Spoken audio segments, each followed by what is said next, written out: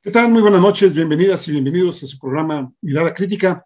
Hoy estamos ya al lunes 7 de febrero de 2022, el primer lunes ahora sí que del segundo mes del 22.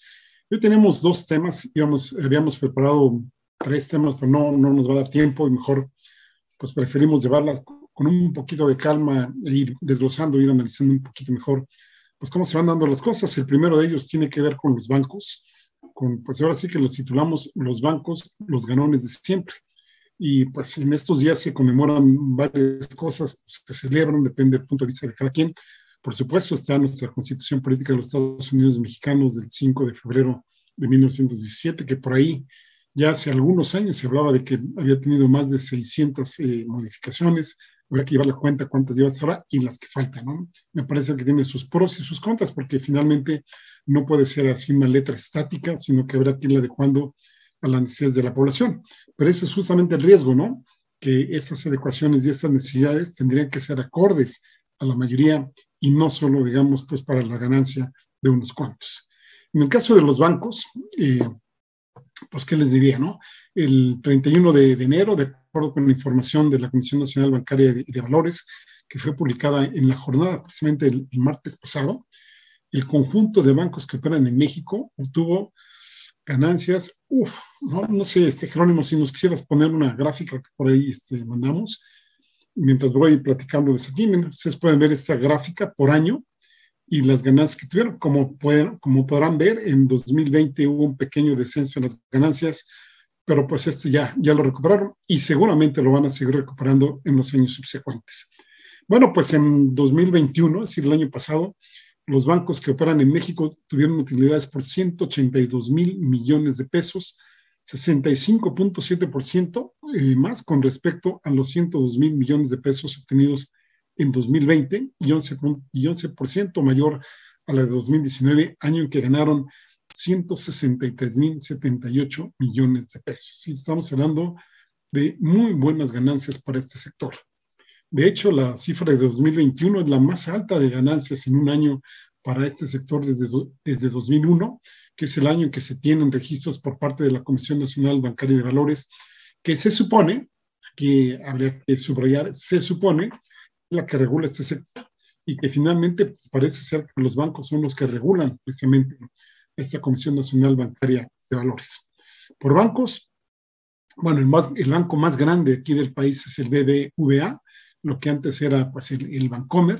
En 2021 obtuvo utilidades por 60.251 millones de pesos, es decir, estratosféricas sus ganancias. Ganaron 66% más que en 2020. En 2020 ganaron 36.172 millones de pesos. Luego está Santander, que ganó en 2021 18.068 millones de pesos. Perdió 10% con respecto a 2020, porque en 2020 ganó 20.144 millones de pesos. De todas maneras, 18.000, pues no está nada mal. Y Citibanamex, pues también anda por ahí, por ese lado, que por cierto ahora ya próximamente lo vamos a ver que está a la venta. En 2021 ganó 22.396 millones de pesos. A Banamex no le fue nada mal, porque ganó 201% más que en 2020. Es decir, en 2020 ganó 7.440 millones de pesos y en 2021, pues 22.396. No les va nada mal. Banorte también ganó en 2021 26.086 millones de pesos. Ganó nada más casi un tercio de lo que había ganado en 2020, año en que ganó 20.384 millones de pesos. Y está también el banco HSBC. Ya son bancos un poquito más pequeños, ganó 2.806 millones de pesos y se recuperó porque en el año 2020 no solo no había ganado, sino que había perdido 708 millones de pesos. Scotiabank ganó 9.418 millones de pesos en 2021, una cifra también, al igual que Banamex, que superó el 200% de sus ganancias que tuvo con respecto a 2020, año en que ganó pues nada más 3.019 millones de pesos. Estaba yo viendo estas cifras y, por ejemplo, esta del Scotiabank, pues ahí se anda dando quien vive solamente pues con Germán Larrea. Bueno, ni qué decir que estos bancos en su conjunto, pues habría que compararlos, por ejemplo, con el mismo Carlos Slim, con el recientemente fallecido Alberto Valleres, etcétera, ¿no? Lo que sí es un hecho es que estos 6 bancos que les acabo de mencionar, pues, que son considerados, por cierto, de importancia sistémica, que pues, si nos vamos ahora sí que a los tumbaburros de términos económicos, supone que este tipo de bancos, en caso de que ponen en riesgo la estabilidad del sistema financiero.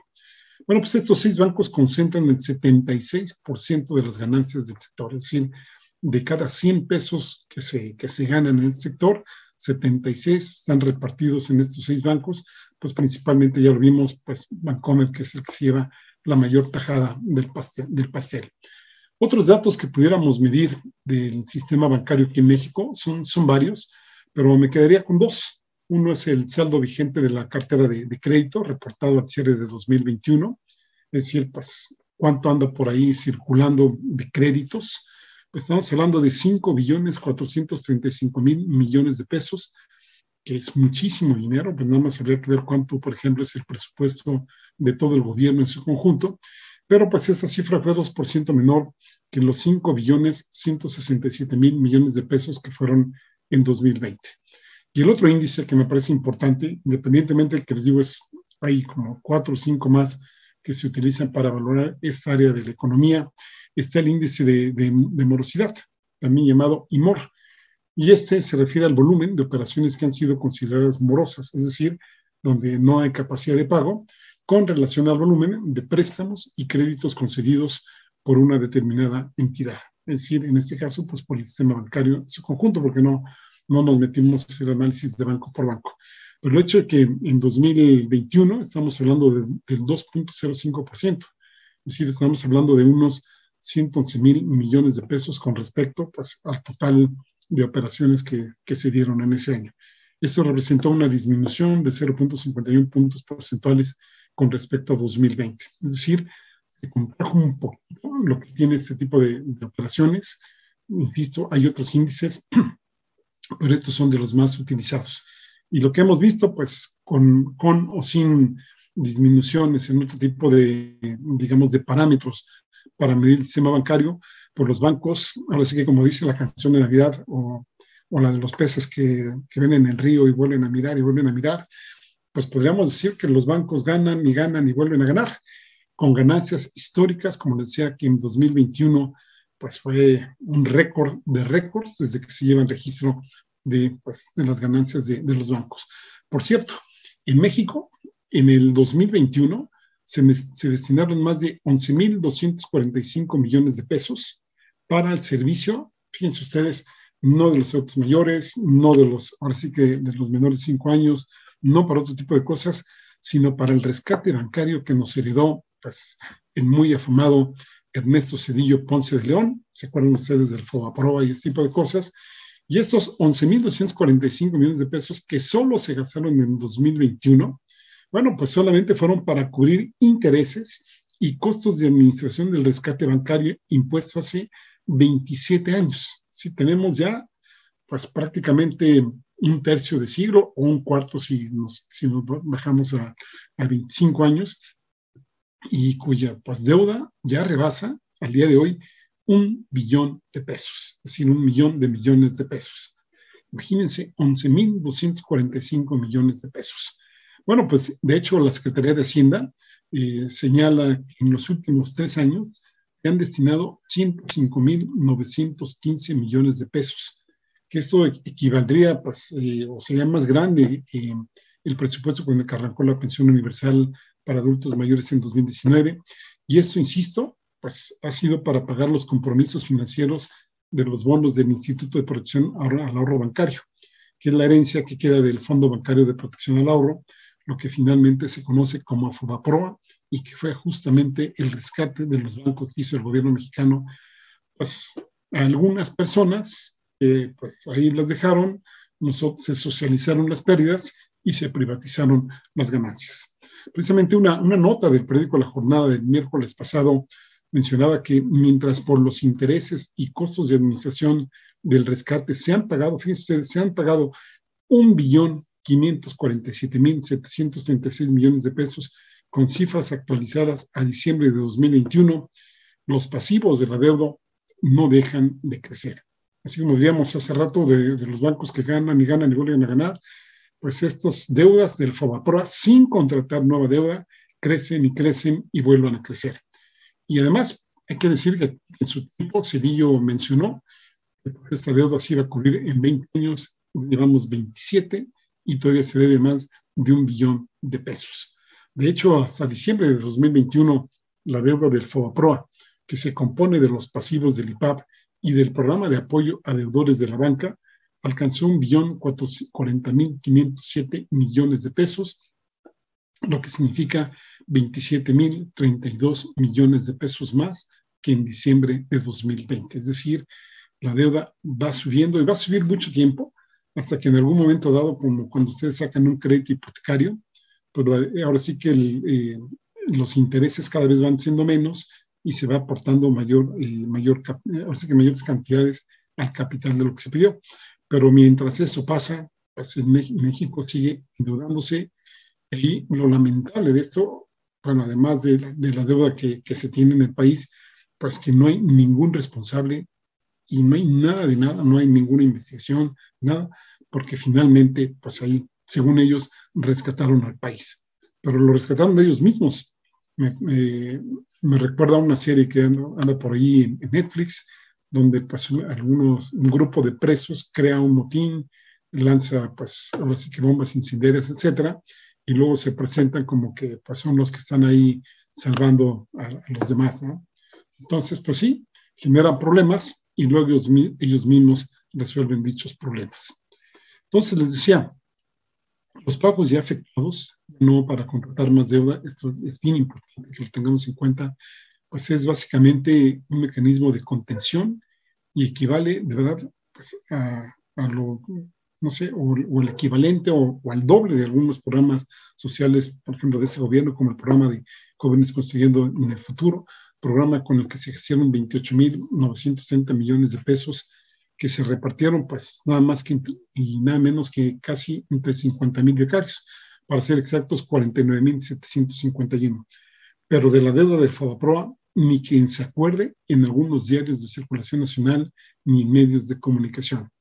De hecho, hablar de la magnitud del pasivo del FOBAPROA es hablar de una sexta parte del gasto público presupuestado en 2021 y peor aún, insisto, los intereses que se han pagado por él son 48.7% más altos que la deuda todavía vigente. Imagínense decir que de cada 6 pesos que se presupuestaron para el año pasado, 2021, uno de esos 6 pesos fue para pagar la deuda del FOBAPROA, pues como que está cañón, ¿no? Es decir, en otras palabras, se ha destinado 1.547.736 millones de pesos de dinero público para pagar los rendimientos de los bonos del IPAB, deuda que termina por ser parte de los activos de los bancos que intervienen en papeles del Estado y que todavía se debe, como les decía hace rato, 40.507 millones de pesos, más los intereses que genera ese dinero con su manejo financiero. En resumen, según información de la Comisión Nacional de Bancaria y de Valores relativa a 2021, las ganancias del conjunto de bancos que operan en México sumaron 182,000 millones de pesos, el mayor monto del que pues, se tiene registro, y esto implica que en un año ganaron 11.8% de los intereses que el país ha pagado durante 27 años para rescatarlos. ¿Cómo lo ven? Y esto desafortunadamente pues no es una cosa que solo se dé en nuestro país, es una cuestión estructural que desafortunadamente pues se da pues prácticamente casi en todo el planeta. Aquí podríamos decir o traer a colación que los multimillonarios siguen haciéndose cada vez más y más ricos, es decir, ganan y vuelven a ganar, pero pues la gente que está en los sectores de abajo, socioeconómicamente hablando, pues como que no ven mucho que digamos, que cambiar la historia que tenemos en muchas partes del mundo. Les voy a compartir una serie de gráficas. Si Jerónimo nos hace favor de pasar la primera que tenemos por ahí, donde podemos ver cómo se da esta situación que tenemos, pues insisto, ¿no? Prácticamente a nivel planetario, ¿no? Aquí podemos ver en esta gráfica, ¿sí? Si lo podemos ver, Fíjense ustedes cómo pues tenemos por ahí una serie de países. Esto es de un informe que acaba de sacar la CEPAL, es la Comisión Económica para América Latina. Y aquí vemos pues Argentina, Brasil, Chile, Colombia, México, Perú, República Bolivariana de Venezuela y el total, ¿no? Y estamos hablando del patrimonio de de los que llaman mil millonarios, y los que tienen más de mil millones de dólares para arriba, en porcentajes del Producto Interno Bruto. El Producto Interno Bruto es lo que produce un país. Entonces, imagínense, en el caso de México, estos multimillonarios o multimillonarios, como los llaman en la CEPAL, de cada 100 pesos que se producen en México, 12 pesos con 20 centavos, vamos a llamarlo así, se quedan con estos millonarios. ¿Qué quiere decir esto? ¿Cuántos millonarios tenemos en México? Pues créanme que no rebasan los 50, o vamos a poner que sean 100, vamos a poner que sean 200, vamos a poner que sean 1000. En un país de casi 128 millones de habitantes, como que pues algo andamos haciendo mal, como para que las cosas sean tan inequitativas, ¿no les parece? Vamos a ver la siguiente gráfica. ¿Sí? ¿Nos la pasas, por favor, Jerónimo? Esa gráfica, hay muchos números, yo sé que es muy molesto estar hablando de tantos números, no los vamos a repetir todos, nada más quiero tener en cuenta con, algunos de ellos con ustedes. Prácticamente son los mismos países de hace rato. Se vuelve a hablar del patrimonio de los millonarios. Estamos hablando de 3 años aquí, 2019, 2020 y 2021. Fíjense, en México, en el 2019, los millonarios tenían en millones de dólares 122,281. ¿Sí? En el 2020, 103,696 millones de dólares. Es decir, perdieron. Con la pandemia perdieron pues más o menos que 19,000 millones de dólares. En 2021 se recuperaron, tuvieron una recuperación bárbara, ¿no? Estamos hablando de que de 103,696 millones de dólares pasaron a 136,100 millones de dólares. Y luego de las columnas del lado derecho vienen las variaciones que nos comenta la CEPAL. Si ustedes comparan el año 2019 y 2020, en México los millonarios perdieron 15% de sus fortunas. Si comparan 2020 y 2021, que es la columna de en medio, o la penúltima, como ustedes la quieran ver, ahí se repusieron y ganaron el 31%. Es decir, doblaron prácticamente pues, lo que habían perdido, ¿no? Y si ustedes comparan 2019 y 2021, que es lo que la mayoría está haciendo esta comparación entre 2019 y 2021, resulta que en estos 3 años, pues ganaron, o sus ganancias se elevaron en un 11%, es decir, de 122,281 millones de dólares, pasaron a 136,100 millones de dólares. Como que no les fue nada mal, ¿no les parece a ustedes? Sobre todo si tomamos en cuenta, por ejemplo, pues el nivel de inflación, cuánto han aumentado los salarios, cuánto ha aumentado el costo, etcétera, etcétera. Insisto, sobre todo lo que tiene que ver con la concentración de la riqueza. Siguiente gráfico, y no, por favor, no, aquí este es un poquito más amable, tiene menos números, aquí nada más hay 3 columnas que son interesantes de ver, fíjense. Aquí volvemos a hablar de los 7 países de los que estábamos aquí comentando. Aquí estamos hablando de la riqueza promedio de los millonarios frente a la riqueza promedio del resto de la población. Es decir, vamos a poner que hay aquí 1,000 personas que son millonarios, por decir así, recordemos en dólares, contra los 127 millones de habitantes que no le llegamos para nada a los 1,000 millonarios en sus riquezas. Bueno, la riqueza promedio que tenían para el año 2020, es decir, no del 2021, que ya vimos que la cifra es mayor ahí. Estamos hablando de la del 2020. Bueno, aquí acumulaban en dólares corrientes de 2020, es decir, ajustan, hacen una ponderación para que sean más o menos los dólares, en este caso, lo más parecido a lo que estamos hablando el día de hoy. Bueno, pues aquí ven, en el caso de México, pues ahora sí que cifras de 8,972,700. A ver, serían que 8,972,728,000 su riqueza promedio en dólares corrientes. La riqueza promedio del resto de la población adulta apenas llega a $41,530 corrientes de 2020. Eso significa que si ustedes dividen esta cifra de aquí, de 8,972 millones de dólares con 728,000, con 41,530, les va a dar un cociente de 216,079. Es decir, que la riqueza promedio de los 1,000 millonarios es 216,079 veces mayor que el promedio del resto de la población adulta. Cifras de verdad escandalosas. Como pueden ver ustedes, pues prácticamente solo nos supera Colombia. Colombia tiene entre sus ricos más ricos y el resto del promedio de la población 275,968. Y en este grupo de países, el que tendría menor desigualdad sería Chile, que también pues resultaría escandaloso. Esto tiene así que un cociente de 57,573. Cifras, insisto, que son muy escalofriantes. El siguiente gráfico que trajimos a colación con ustedes es este, ¿sí? Son las tasas de pobreza por sexo e índice de feminidad de la pobreza de personas de 20 a 59 años alrededor del 2020. Aquí nos mezclan dos indicadores. Por un lado, pues los índices de pobreza según sexo. Vean ustedes en el verde más oscuro. En el caso de México, pues el 30.4% de los hombres son pobres o están considerados en condiciones de pobreza. Y en el caso de las mujeres, 32.5%. Y luego ustedes ven en la parte de arriba una serie de puntos como azulitos, que es el índice de feminidad de la pobreza. Esto quiere decir que si hubieran condiciones de equidad entre hombres y mujeres, estas cifras serían igual a 100. Por ejemplo, en el caso de Honduras, que es el país que está más a la extrema derecha de su pantalla, ahí ven que el índice menciona 100, de hecho está dentro de las barras el puntito. Pero en el caso de México, estamos hablando de 107. ¿Qué quiere decir esto?